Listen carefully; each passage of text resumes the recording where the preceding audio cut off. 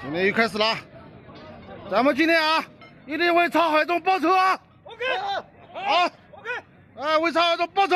好，干死一个。Assalamualaikum warahmatullahi wabarakatuh. Kawan-kawan sekalian, kembali kita berjumpa di Jejak Semesta 65. Semoga kita semua dalam keadaan sehat walafiat.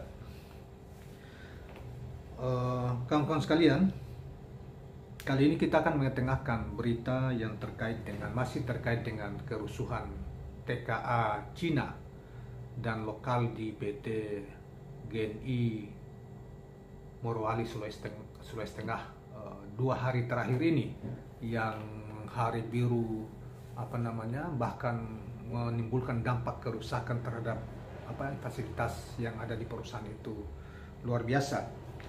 Tetapi reaksi berbagai kalangan termasuk DPR RI sudah bermunculan, dari kalangan DPR RI, dari kalangan termasuk eksekutif menteri, kemudian dari Bupati Morowali, dan dari berbagai kalangan sudah bermunculan, termasuk dari Polda juga telah menetapkan dikatakan telah menetapkan 17 anggota para perusuh sebagai tersangka, 17 perusuh sebagai tersangka yang dianggap memberi kontribusi besar untuk melakukan pembakaran terhadap fasilitas GNI tersebut. Kawan-kawan sekalian, berita kita akan ambil beberapa berita. Yang pertama ini kita ambil dari Republik Merdeka, yang dimana memuat Komisi 7 DPR RI, anggota Komisi 7 DPR RI meminta supaya izin PT GNI dicabut. Tentu mereka melihat dari berbagai perspektif. Nah, kawan-kawan sekalian, baiklah kita bacakan berita yang dimuat di Republik Merdeka ini. Izin operasional PT Gunbuster Nikel Industri GNI harus dievaluasi pemerintah menyusul bentrok karyawan yang melibatkan tenaga kerja asing asal Cina di Morowali Utara, Sulawesi Tengah pada Sabtu. Pemerintah harus tegas dan adil menyikapi bentrok berdarah ini. Hukum harus ditegakkan agar semua pihak mendapat keadilan sebagaimana mestinya, kata anggota Komisi 7 DPR RI Mulyanto dalam keterangannya di Jakarta. Politisi PKS ini secara khusus mendesak pemerintah mencabut izin operasional smelter GNI, PT GNI, dan dilakukan audit teknologi, bukan hanya terkait keselamatan dan kesehatan kerja. Sebab dikhawatirkan pabrik tersebut mengadopsi sistem teknologi usang, komponen peralatan yang berkualitas rendah, serta manajemen teknologi yang berisiko tinggi dan membahayakan bagi pekerja dan masyarakat. Selanjutnya dikatakan, bila ini terbukti, maka artinya pihak manajemen PT GNI lalai menjamin keamanan dan keselamatan kerja karyawan. Karenanya sudah sepatutnya pemerintah mencabut izin usaha perusahaan tersebut secara permanen, pungkasnya. Kemudian saudara sekalian, di sisi yang lain, tanggapan dari anggota DPR RI juga, yang yaitu saudara Saleh Daulay, dalam menyikapi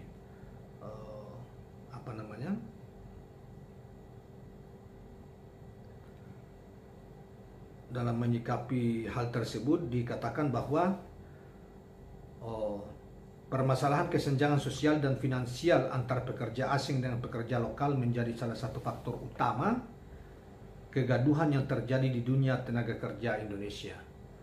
Saya kira sepenuhnya benar, dan itu yang kita katakan ketidakadilan diterapkan di dalam perusahaan-perusahaan tambang itu, yang sebetulnya khusus diterapkan di perusahaan yang dikelola oleh investasi Cina, yang juga melibatkan banyak tenaga kerja dari Cina, baik yang profesional maupun yang kasar, ya.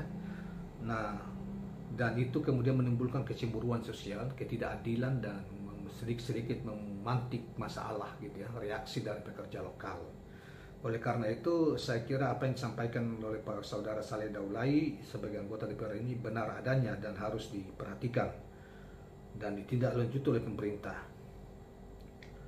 Anggota Komisi 9 DPR RI Saleh Partaunan Daulay menuturkan rasa keadilan bagi para pekerja Indonesia harus didahulukan oleh pemerintah. Pasalnya hal itu merupakan prinsip dasar dari Pancasila yang tertuang dalam sila kelima.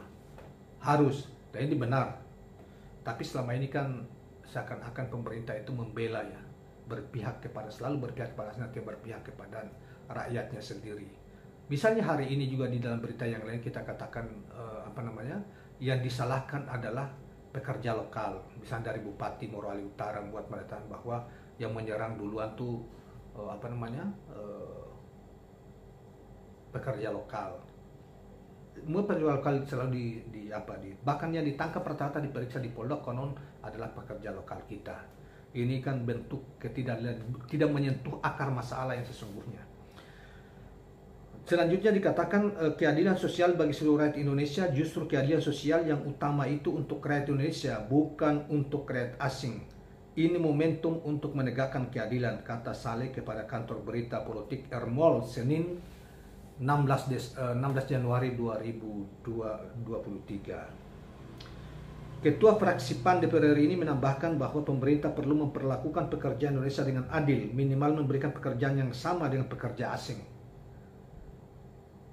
Meskipun lapangan kerja tersebut merupakan investasi asing, namun pemerintah perlu memprioritaskan pekerja lokal sebagaimana diamanahkan oleh konstitusi. Jangan mereka dikerdilkan dan mentang-mentang ini adalah investasi asing lalu pekerja lokal dinomor sekiankan. Itu tidak benar. Saya kira apa yang sekali lagi yang disampaikan oleh saudara Saleh Daulay ini benar, dan mestinya kita punya anggota DPR yang mencermati hal-hal yang seperti itu, tidak hanya membeo ya, tetapi aktif menyoroti hal-hal yang seperti itu. Dan saya kira semua orang tahu itu selama ini. Dan saya minta maaf ya, kalau kita cermati investasi asing di mana melibat investasi asing di Indonesia, dan terutama akhir-akhir ini membanjirnya investasi dari Cina, kemudian juga berbondong-bondong para pekerja kasar maupun yang khusus itu berbondong-bondong didatangkan dari Cina ya. Nah, itu suatu hal yang faktual gitu ya. Selalu menjadi masalah gitu ya. Selalu saja menjadi masalah. Mereka selalu menimbulkan masalah gitu. Dan walaupun kemudian itu reaksi dari pekerja lokal karena ketidakpuasan terhadap para manajemen, termasuk manajemen waktu, manajemen keuangan dan lain sebagainya, ketidakadaan timpang ya antara pekerja TK asing maupun lokal, sehingga lokal merasa selalu saja diperlakukan ketidakadilan kepada pekerja lokal, sehingga sedikit-sedikit memicu kemarahan dari apakah itu bermula dari reaksi dari pekerja lokal terhadap situasi seperti itu. Nah, karena itu saya kira apa yang disampaikan oleh teman-teman DPR ini sungguh menggembirakan, saya kira ya, tentang pasal Daulay yang juga sudah mulai dan saya kira mengetahui akar masalah yang sesungguhnya, yaitu ketidakadilan, ketimpangan ya,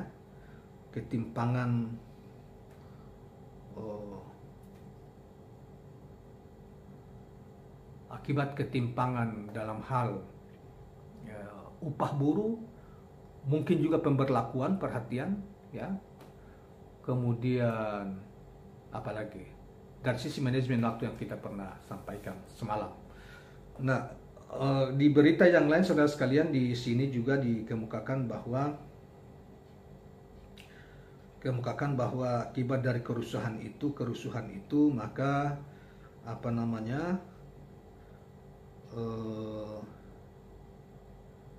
17 orang pekerja telah ditetapkan sebagai tersangka yang terbukti melakukan pembakaran dan perusakan aset perusahaan. Jadi ada 17 orang. Cuma dari 17 orang ini tidak dijelaskan apakah ini semua dari pekerja lokal kita ataukah termasuk juga ada pekerja China. Tapi saya kira ini pasti semuanya lokal ya, lokal, karena lokal diposisikan sebagai pekerja lokal diposisikan sebagai penyerang ya, penyerang, cuma tidak disebutkan dalam berita ini. Jadi pekerja lokal kita selalu saja menjadi kambing hitam, dan pemerintah cenderung membiarkan selama ini ya, cenderung tidak menyelesaikan akar masalah yang sesungguhnya dari setiap protes atau kerusuhan antar tenaga kerja atau selisih paham antara pekerja dengan pihak manajemen perusahaan. Iya, 17 orang terbukti melakukan pembakaran dan perusakan sudah ditetapkan sebagai tersangka, kata Didik saat dikonfirmasi wartawan, yaitu Kabid Humas Polda Sulawesi Tengah. Usai bentrok, kata Didik, aparat TNI dan Polri mengamankan 70 orang pekerja saat kejadian tersebut. 33 pekerja telah diperiksa sampai 16 orang lainnya diwajibkan wajib lapor. Sisanya masih dalam proses pemeriksaan. Nah, kemudian saat ini sambung Didik, Kabid Humas Polda Sulawesi Tengah, situasi di GNI pasca kejadian bentrokan antara pekerja yang terjadi pada Sabtu kemarin telah berangsur-angsur pulih. Nah, kawan-kawan sekalian, demikianlah 3 berita di dalam yang diambil dari Republik Merdeka ya. Ada juga sumbernya dari Ermol, dan sebentar lagi kita juga akan lampirkan foto dan sebuah video lagi yang juga kita ambil dari dari Twitter yang menyertai berita-berita tersebut. Kawan-kawan sekalian, seperti yang kita sudah sampaikan sebelumnya dan tadi malam di video yang pertama, mungkin kita secara ekstrim tidak sampai meminta, tapi kalau memang pihak perusahaan itu membuat kejahatan dan pengertian tidak memenuhi kewajiban mereka terhadap pekerja sebagaimana aturan dan peraturan perundang-undangan yang berlaku di Indonesia di sektor ketenagakerjaan. Oleh karena itu kemudian menjadi pemicu ya bagi apa yang terjadi di kerusuhan antar tenaga kerja China maupun Indonesia, itu kemudian terjadi pembakaran terhadap fasilitas perusahaan dan lain sebagainya, yaitu memang harus dicabut izinnya karena dia menjadi penyebab menjadi penyebab yang menimbulkan masalah kerusuhan tersebut. Nah, dan bisa dikhawatirkan juga merembet ke perusahaan-perusahaan yang lain.